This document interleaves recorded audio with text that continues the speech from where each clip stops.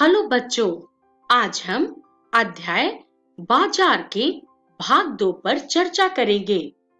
बच्चों, इस वीडियो में हम बाजार के प्रकार पर अपनी चर्चा को जारी रखेंगे। उसके अलावा हम बाजार में वस्तुओं की आपूर्ति पे चर्चा करेंगे और साथ ही साथ बाजार के महत्व पर भी चर्चा करेंगे। तो चलिए हम आगे बढ़ते हैं और अपनी चर्चा की शुरुआत करते हैं बाजार के प्रकार पे।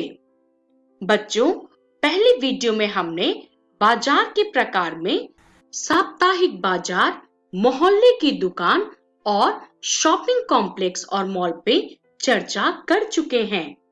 तो बच्चों, इस वीडियो में हम बाजार के प्रकार के ऑनलाइन शॉपिंग पे चर्चा करेंगे। बच्चों, आप सभी को पता होगा कि ये ऑनलाइन शॉपिंग क्या होता है।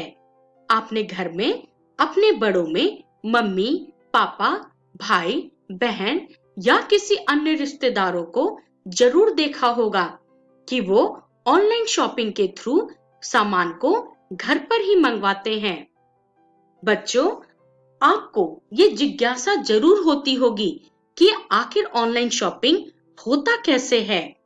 तो बच्चों, सबसे पहले तो आप ये जान लें कि जो ऑनलाइन शॉपिंग है यह आधुनिक समय का उभरता हुआ बाजार है। अर्थात अब लोग शॉप में जाके शॉपिंग कम और घर बैठे शॉपिंग ज्यादा करते हैं। बच्चों, लोग इसमें इलेक्ट्रॉनिक साधनों तथा इंटरनेट की सहायता से वस्तुओं को खरीदते और बेचते हैं। इस प्रोसेस में लोग घर में बैठकर ही अपना सामान का ऑर्डर प्लेस कर देते हैं और इन वस्तुओं की कीमतों का भुगतान या तो डेबिट कार्ड या क्रेडिट कार्ड के द्वारा किया जाता है। इसके अलावा कीमतों के भुगतान के लिए कैश ऑन डिलीवरी अर्थात वस्तुओं के घर पहुंचने पे नकद भुगतान की भी फैसिलिटी होती है।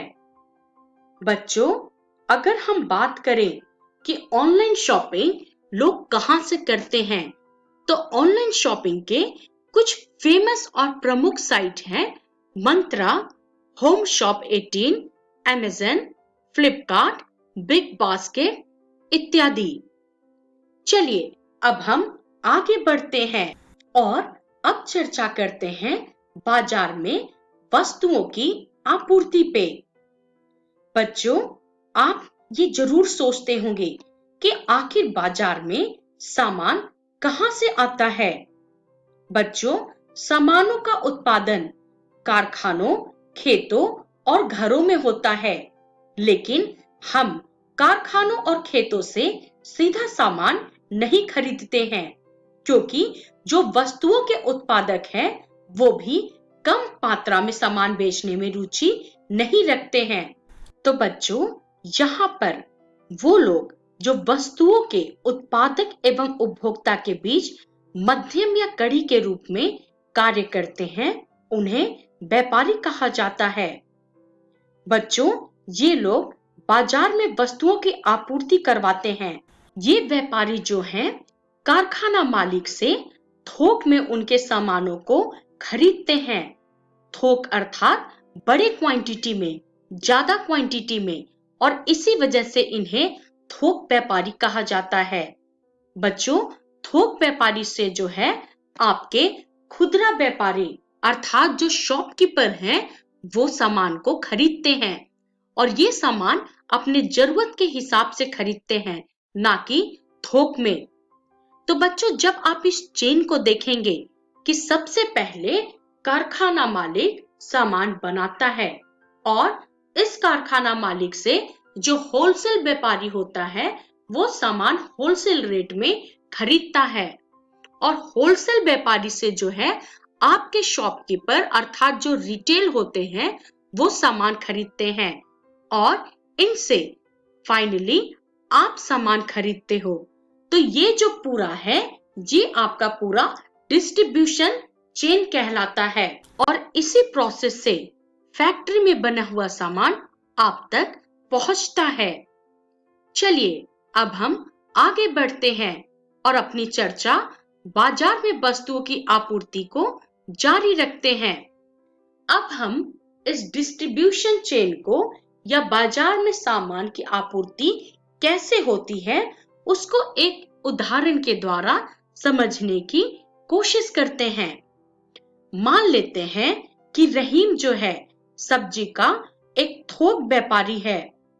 वो क्या करता है कि दूर दराज के किसानों से सब्जी जो है खरीद कर अपनी गोदाम में लाता है और जो सब्जी के फुटकर व्यापारी जो होते हैं वो इन गोदामों से सब्जियों को खरीद कर हमारे तक पहुंचाते हैं।